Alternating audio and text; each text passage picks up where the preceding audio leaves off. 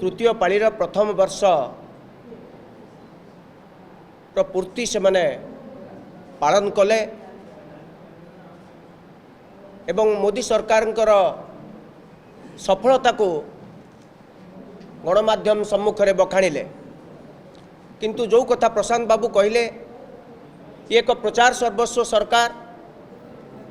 11 वर्ष भितर जिते गुड़िक प्रतिश्रुति भारत वर्षर प्रधानमंत्री श्रीयुक्त नरेंद्र मोदी देशवासी को देइछंती कौन से गोटे भी प्रतिश्रुति को पालन करा जाय नाही। आपण मानकर समस्तंकर मने थिबो 2014 मसीहा शासन को आसीबा पूर्वर नरेंद्र मोदी देशर विभिन्न जगह भाषण माध्यम कहते जे पेट्रोल डीजेल रो ए जाळेनी गैस रो दरदाम एते वृद्धि कहीं घटुची आम मुद्रा कहीं खसुची एवं अमेरिकार मुद्रार मूल्य कहीं बढ़ुची अर्थात डॉलर रो मूल्य बढ़ुची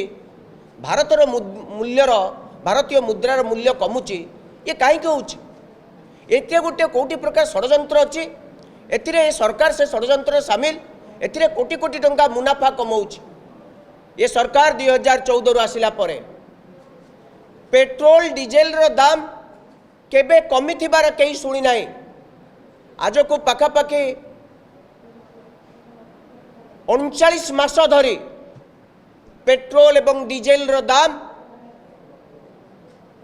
कमिला नहीं। 100 टंका पाखा 100 टंका ऊपर को सब पेट्रोल रो दाम रहिला डीजेल रो दाम 95 टंका पाखापाखि रहिला। ये होउची केवल केंद्र सरकार पेट्रोल एवं डीजेल रु मु आपण माने सुनिले आश्चर्य केंद्र सरकार राज्य सरकार को कथा कहू नाही तैल कंपनी मान को कथा मु कहू नाही। केंद्र सरकार और केंद्र सरकार 2014 रु आज पर्यंत 38,59,344 कोटी टंका पेट्रोल एवं डीजेल रु आय करिचंती। से एक्साइज ड्यूटी हो से डिविडेंड हो से सेस हो एवं ऑयल कंपनीज माने जो लाभ करिचंती ता ऊपर इनकम टैक्स आकार समुदाय जो आय होईची 38,59,344 कोटी जदि आम ट्रिलियन आकार एक्सप्रेस करवा ताले 38.59 ट्रिलियन टंका केवल पेट्रोल डीजेल रु मु जाळेनी गैस कथा कहले आपण माने आउरी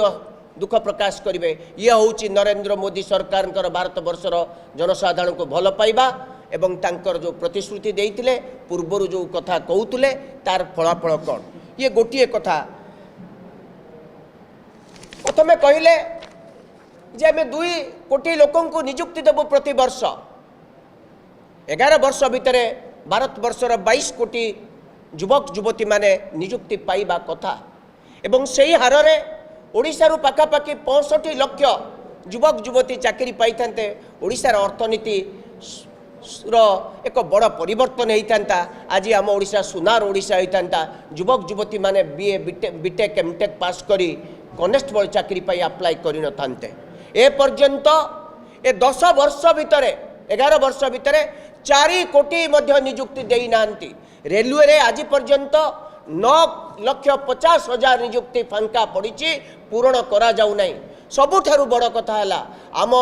मिलिटारी रे 1.5 लाख नियुक्ति माने सैन्य बाहिनी सैन्य ठारू आरंभ करी उपरिस्थ अधिकारी मानकर पोस्ट वैकेंट रही ताकू मध्य पूरण करा जाऊ नहीं। ये होउची ये मोदी सरकार युवक युवती मान प्रति प्रतारणा एवं केवल जो प्रतिश्रुति देइतिले फल है प्रतारणा। आपण कहितिले भारत वर्षर गरीब को हटा गरीब दूर करा एवं यही 2 दिन तले वर्ल्ड बैंक रिपोर्ट प्रकाश पाई भारत वर्षर 11 वर्ष भितर 10 वर्ष भितर 27 कोटी गरीब लोक माने गरीबी सीमारेखार ऊपर उठुंट भल कथा। आउ भारत वर्षर मात्र 35 कोटी लोक गरीब अच्छा बोली जो वर्ल्ड बैंक रिपोर्ट कहूँ किंतु अन्य अर्थरे आज की वर्ष वर्ष धरी 80 कोटी लोकों को 5 किलो खाद्य शस्य दि जाऊँगी से चाउल हो कि गम हो प्रधानमंत्री गरीब कल्याण अन्न योजना रे